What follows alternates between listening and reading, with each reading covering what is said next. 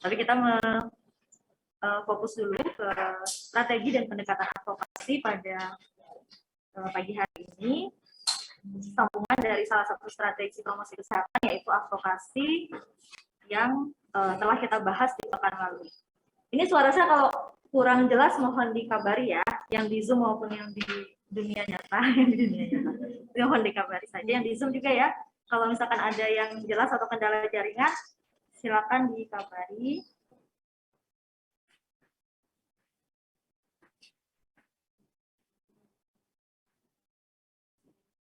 Nah, terkait dengan strategi dan pendekatan advokasi pada pekan lalu, teman-teman kan sudah membahas tentang dasar-dasar konsep dari advokasi itu sendiri.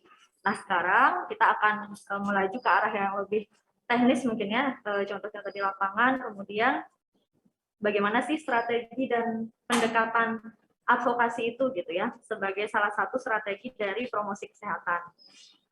Nah, strategi advokasi gitu ya secara umum, kenapa kita membutuhkan yang namanya strategi advokasi? Karena di lapangan kadang gitu ya, ketika kita melakukan sebuah advokasi, jika memang itu sebenarnya tujuannya baik, sudah kita rencanakan, tetapi mungkin realisasinya tidak sesuai dengan harapan kita gitu ya saat kita melakukan di lapangan.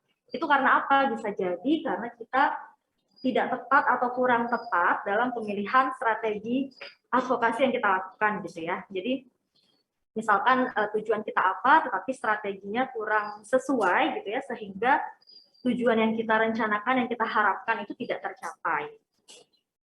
Nah, nanti kita akan bahas ya lebih lanjut kira-kira gambaran dari advokasi itu seperti apa. Nah, strategi advokasi itu bisa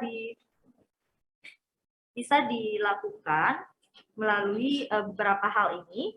Jadi misalkan kita advokasi melalui media seperti itu ya. Media ini tentu ada media massa, media elektronik, media cetak dan lain sebagainya, ataupun media sosial yang saat ini nanti kita akan bahas lebih lanjut. Kemudian bisa juga melalui advokasi melalui pengadilan. Nah, ini biasanya kalau sudah di ranah hukum ya, atau tataran yang bersifat legislatif, yudikatif, itu advokasi kita lakukan sampai ke pengadilan gitu ya, karena sudah berkaitan dengan undang-undang misalkan, peraturan dengan peraturan pemerintah atau peraturan menteri dan lain sebagainya. Itu advokasinya sampai ke jenjang pengadilan gitu ya. Ataupun advokasi menggunakan jejaring atau koalisi.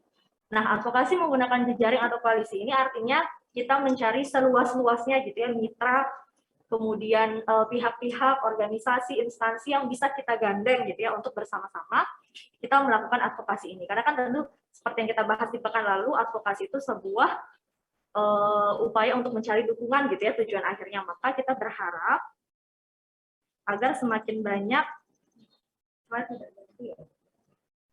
ini sepertinya karena jaringan, jadi saya pakai